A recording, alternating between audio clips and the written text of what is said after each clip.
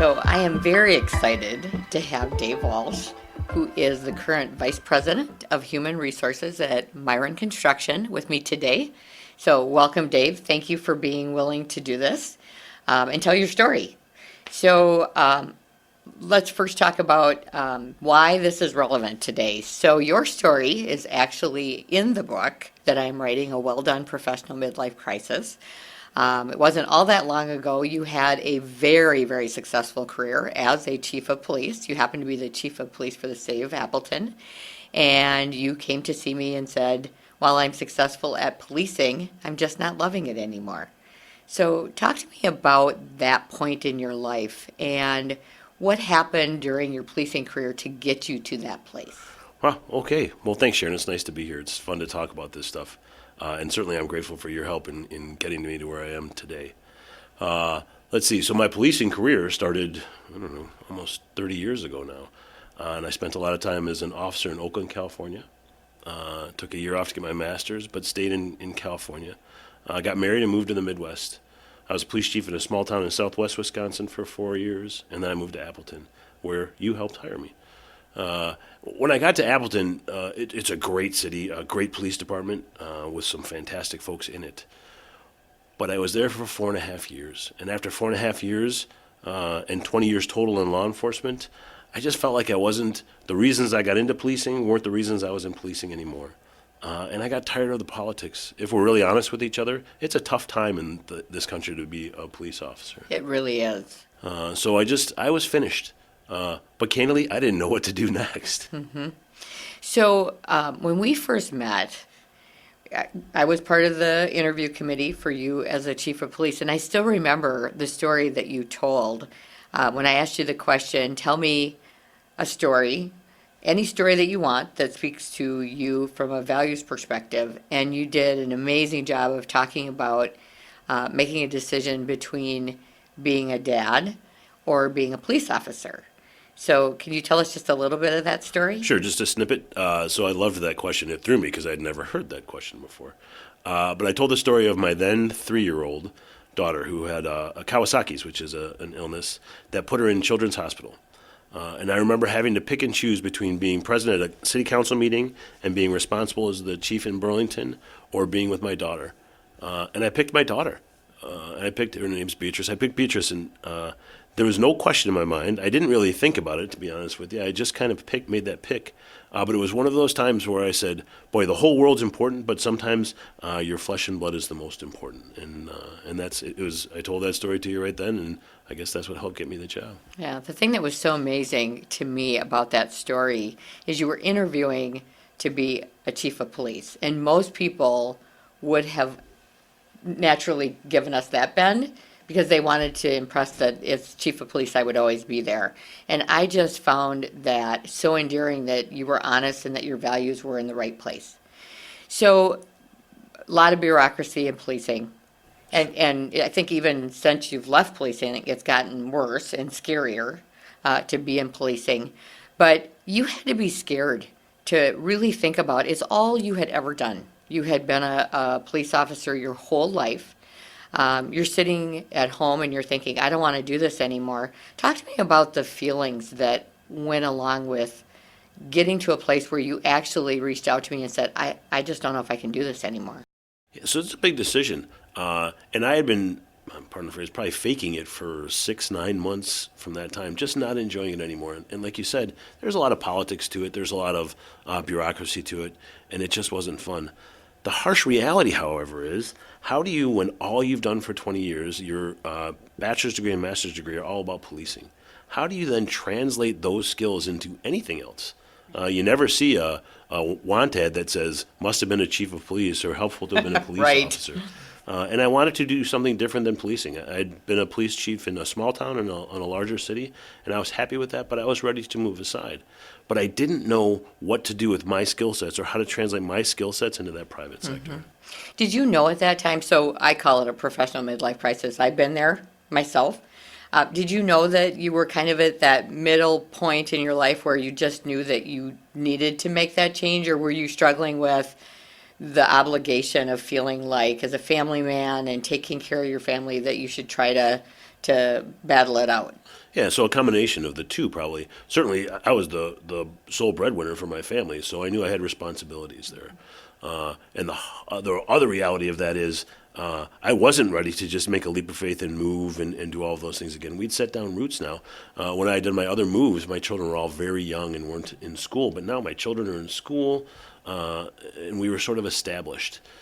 What I really worried about, though, was how do I tell someone I don't want to do this anymore? And how do I do it in a pretty quick way? Because I was, again, 20 years in law enforcement. I was at a time where if I make the move now, I'd have time for some runway in a new position, in a new career. So that's really what kind of pushed me over the edge was I do it now, or I might as well just stay in policing my entire time and retire. How old were you when you made that decision? Probably 41. Okay, so you were young considering most people, their professional midlife crisis is later 40s or early 50s. It seems to be one of two things happen. Their kids, they're empty nesters, or they have hit that midway point where they go, my life's half over, my career's half over, I need to figure out how to bleed passion and energy back into it again. Sure. Now, remember, police officers can retire between 50 and 54. So True. I was 2/3 of the way through my policing career. Yeah. So I could either choose stay and gut it out, or I could choose now's the time to move. So I remember that first meeting after you called me, and I just about had a heart attack. I still remember that call when you called and said, I don't want to be a police officer anymore. And I gave you an assignment. So I want to talk about that assignment and what that meant. So I asked you to go off and make two lists. One, all the things that you're passionate about, whether it's personal or professional, but all the things that you really, really love to do. And then the second list is kind of reflecting on not what you educated or trained yourself to, but what you, in your DNA, just were absolutely naturally good at. So talk to me about that exercise and how that helped. Yeah, so that was a great exercise. The third piece of that exercise, then show it to somebody that you care about and let them call if you're kidding yourself. Right. That was and you told me take it seriously. And it's rare for you to say take it seriously and look me in the eye, and I did. So I spent an entire weekend crafting those lists, really thinking about what I wanted to do, but really thinking about what I thought I was good at, because that's really what I'm selling to the world, right? Some of the things are okay, I think I'm good at these things, but what am I passionate about and what am I good at? Those are exciting things. So I spent real time kind of narrowing those down, crossing off the things that didn't matter, and then shared it with my wife and said, is this real? And some of it was, some of it wasn't. I'm sure she was honest with you. She was, to a fault. But it helped me really then say, okay, at least these are the skill sets I bring. Now will anybody be interested in those skill sets? Well, the interesting thing is when you brought the list to me, a couple things really rose to the top. And you're right, at that point, and this is really true of anybody who has had a successful career but a long-standing career in one profession, is you really have to look at competency transfer and how those skill sets will transfer. The things that I knew that were on your list, but I also knew because I knew you to be true, were we had a policing department that when you took over was on the verge of a no confidence vote.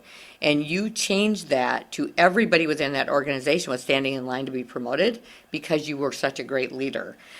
You have strong emotional intelligence, and let's be real, for a police officer, that's not always the case. I mean, police officers are rough and tumble, and, they're manly men and tough guys, and you had an innate amount of emotional intelligence for someone who had been in policing your whole career.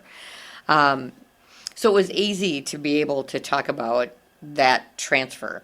So the fun part of this discussion is when I first we sat down and we talked about what would make sense, and we talked about human resources because you were a great leader. You were able to develop other leaders and had done a great job of that at the police department, and also could talk to someone in a way that they wouldn't feel victimized or they wouldn't feel judged, but you were very caring and kind, and you would really listen to what people, their goals or their issues, and help them to get through that or attain those. But it was interesting, that call to your current employer and saying, I think I have your next VP of HR. And the first thing he said to me was, tell me about her. And I said, well, she's a he. And he goes, okay. And I said, and then there's one other little thing. And he said, what's that? And I said, well, he's the current chief of police. And it was pretty silent on the other end of the phone. So talk to me about when you first met your current employer, the president of the company, and what that conversation was like from going from, in his mind, what the perfect VP of HR would look like to you're sitting in that room and having a conversation with him. Sure. So, absolutely, I was not your typical HR candidate, and certainly not necessarily what Myron thought they were looking for, until we really had a conversation. And then the idea of think about what's the most important, what we all say is the most important building block of any organization, and that's the people. So I had spent years working with and developing, loving on, and leading people. So that was the conversation we had, not about do I know about family medical leave or do I know how to do an RFQ for the right benefit solution. What it really was what do you know about people? How can you help us lead them? And why would you want to move from the rough and tumble work of policing to what is the equally rough and tumble work of construction? Now, I won't say that was an instant marriage, and we can talk about it, but that was probably a very long and deliberate dating Right. situation before I got hired. But that really was how it started. Now, keep in mind, Myron's a family-owned company, and they hire from the heart. So that was a good match for me because they were hiring saying, okay, we have faith in you as a person. We think you're a good fit for us. And then we trust that since we've hired for your heart and the person, we can get the skills there to get it done. And that really was the first step. It's rare to have an employer like a Myron who really does look at competency before they look just at the resume. I've often said that with the talent war that we're in and talent getting tighter, we're going to have to do more of that, more competency-based hiring and not just looking at resumes. Do they have the perfect resume for the opening? So let's talk about your time there. I know that it's been one of great learning. What have been some of your most significant learnings in going from a very different career into the world of construction? Well, there's a lot of different avenues to walk down. So the first avenue to walk down is public sector, private sector. And I came from the public sector, which is a very black and white, especially policing is a very black and white world. Decisions are made slowly, and you have to consult approximately 4,000 people to get most decisions made. So to move to the private sector where decisions can be made very quickly, and decisions are made in a very concentrated group of people, that was a big, I won't say shock, but it was a big adjustment for me to move from that. I think the next step was really, people joke, but I loved donuts when I was a cop, and donuts were the overriding joke and still are the overriding joke. Do they buy you donuts all at the least? time. Oh, that's nice. And but everybody loves donuts, so you laugh about it. Construction people love donuts, so you can tease me all you want as long as you buy me donuts. But I laugh about that because although people bought the donuts and teased about the donuts, there was a little jockeying for position there of are you here to be the cop now? Are you here to just be the hard guy that deals with things? Or are you here to do the human resources? Do you know about all of these rules and regs? So I had to prove that I wasn't just there to police them, so to speak, and that I wanted to care for them and help lead them. And so that was an adjustment. And I think the third adjustment really was working for a very local, community-embedded company. I think there's great value to that, but it's a little bit of an adjustment when everybody knows everybody. Right. And I don't know everybody. And the people I knew in the community weren't always the, how do you say this right, the most up-and-coming, the most righteous folks, right? Yes. So I had a great knowledge of the criminal element. I didn't know all necessarily of the client partners that existed out there. So having to learn that bit of it was a bit of an adjustment period for me as well. So for someone who's looking at making a significant life change in their career, what would you suggest they look at or think about now that you're 8 years in? So you can look. You've got a nice window of time of culture and process and position and all of those things and all of those changes. What are the things that you would tell that listener to think about? So the first thing I tell people is take your time. I think especially when we're looking to move from one career sector to another, you don't know if anyone's going to be interested in you. You walk into the dance and you don't know if anyone's going to ask you to dance. Mm-hmm. And so it's tempting. It's very tempting to take that first dance card and go, I'm in, I got it, I'm your person, let's go. So I would say take your time. And Myron kind of forced me to do that, as did you. But Myron forced me to do that. It wasn't one interview. I think I counted them out, and there were 6 interviews that I had with Myron over a period of time with very different people in the organization. And whilst a little of that was frustrating for me to say, why do I have to keep coming back? Mm-hmm. I understand, and the value of that now was tremendous because it really gave us time to get to know each other. To understand, okay, here's Dave Walsh, the police chief, here's Dave Walsh, what he brings as a person. But it also gave me to understand, here's Myron, here's what Myron stands for. And all of those things helped me be more comfortable making a gigantic jump. Mm-hmm. So I would say take the time and don't jump at that first opportunity. It's very tempting to say, is anyone going to love me? And if they aren't, I better take this first one. Well, and I think, too, sometimes people do that because they're fearful that they're not going to be able to recover financially. So if they find something that from a financial perspective is somewhat closer in alignment, they tend to do that. It's interesting because we've had a lot of companies merge, whether it's construction or even locally. We've had insurance companies, and it seems like in looking at where people landed the first time, most of them are not there anymore because they didn't take the time, much to your point, to really understand not just the functionality of what they would be doing, but the core values of the organization. So when you look back on your time interviewing, the 6 interviews, do you feel like you had a good handle on culture and values and how you would integrate, or would you have liked to have done even more of that? I'm not sure more would have helped me understand any more about Myron. At some point, you have to dive in and see. I think they did a nice job of explaining the benefits, but the reality of culture is you need a little time in there with your eyes open before you really understand it.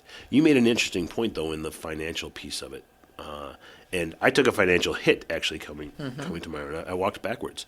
But what I've learned, especially in the private sector, is you get paid when you bring value. Mm-hmm. And what I've always told people, and several people have asked me, and I'm sure you way more than me, you have to be willing to invest a little bit to meet the client. They're taking a risk on you, and Myron took a risk on me, so I took that risk back. And the money and the compensation and the titles and those things, those will come with time if you're patient and you show your value and it's the right fit.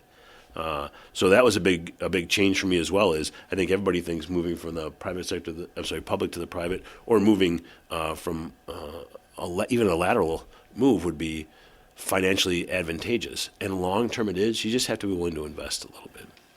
So obviously we all would love to have the get out of jail free card, a do-over. So 8 years in and knowing everything that you know about the change, what do-over would you have?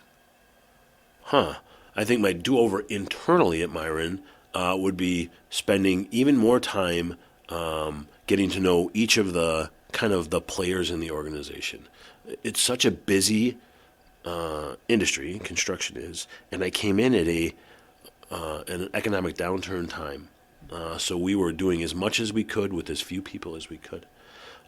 So I accepted and took on a bunch of responsibility early on, which made me busy, but I didn't take the time to learn some of the ins and outs of the people that were involved. So I'm still finding myself playing catch up doing that. So if I had a do-over, I would have tried to at least slow down a little bit and understand more early on, because you end up stepping on yourself a little bit when you don't do that, and you make mistakes you wouldn't have made if you had taken your time understanding the people. So I would say when you went into Myron 8 years ago, they were probably at a scope which was manageable. Myron today is $1 billion company. So talk to me about the adjustment that you've had to make as a professional going into a company that probably from a scope perspective wasn't unlike running a city, where now it's a behemoth company within the construction industry and just in the obviously the region overall. So what has that been like growing in scope with an organization as you continue to also evolve as a career person learning the industry? Well, so Myron's doubled in volume in the time that I've been there, and that's tremendous, and we're grateful for it and very fortunate.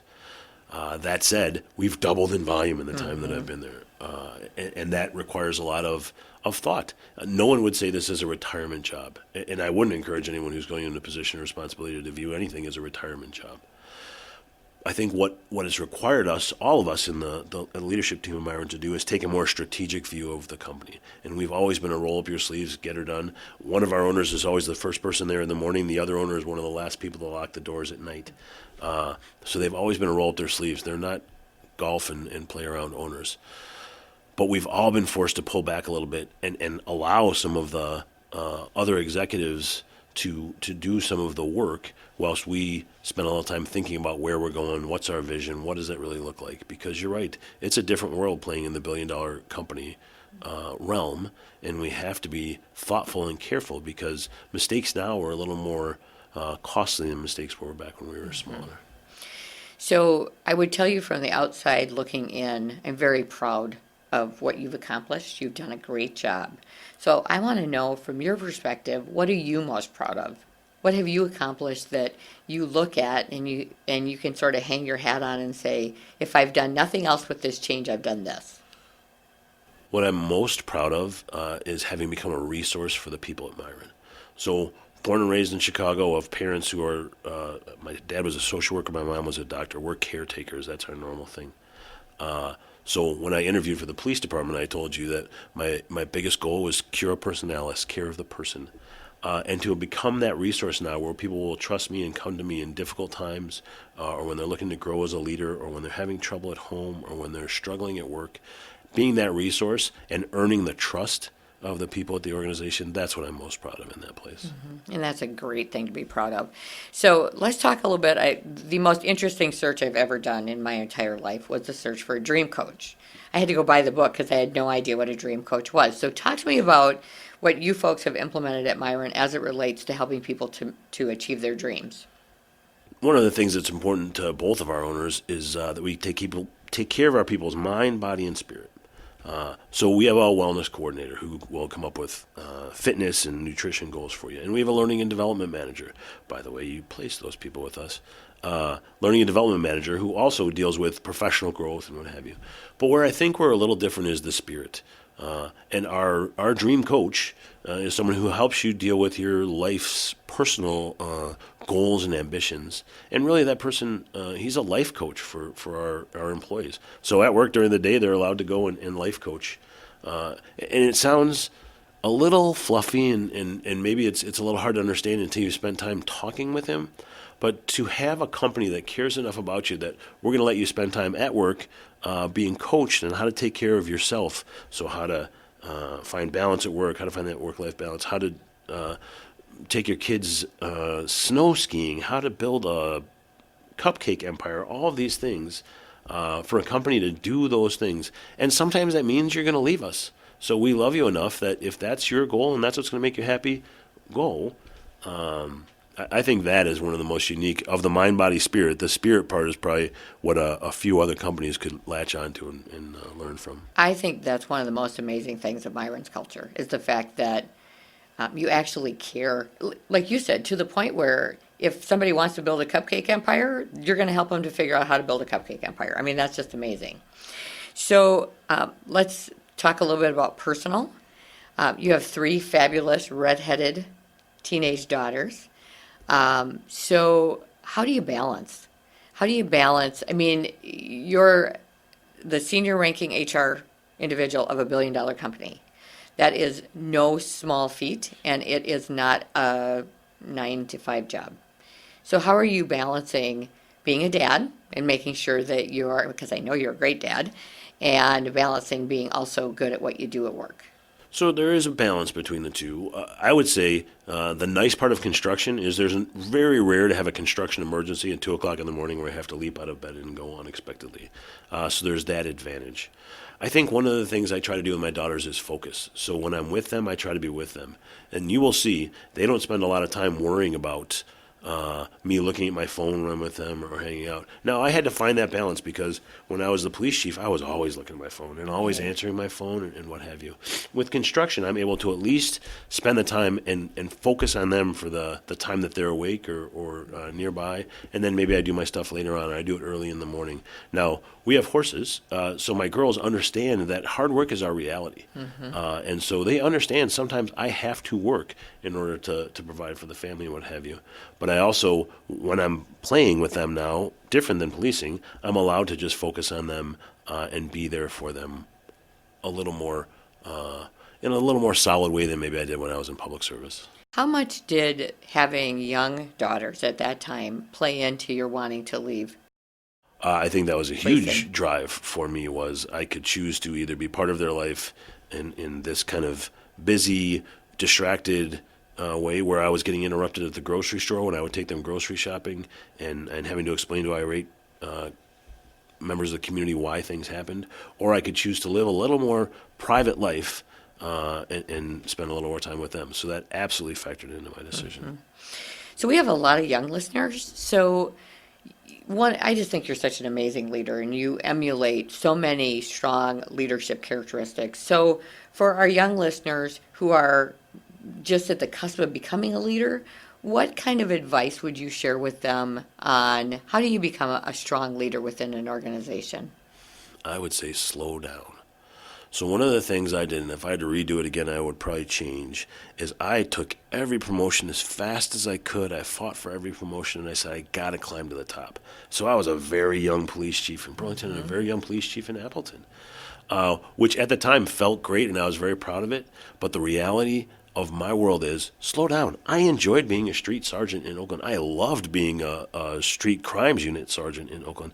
I love my time as chief of staff out there. So if you will stop and enjoy each of those rides, then that makes you a better leader in that next level. If all you're thinking about is that next promotion and all you're doing is driving forward for the next promotion, you're going to miss some of those life lessons that happen at each level of an organization, so that when you get to the top, you miss some of the nuances that make you a really good leader.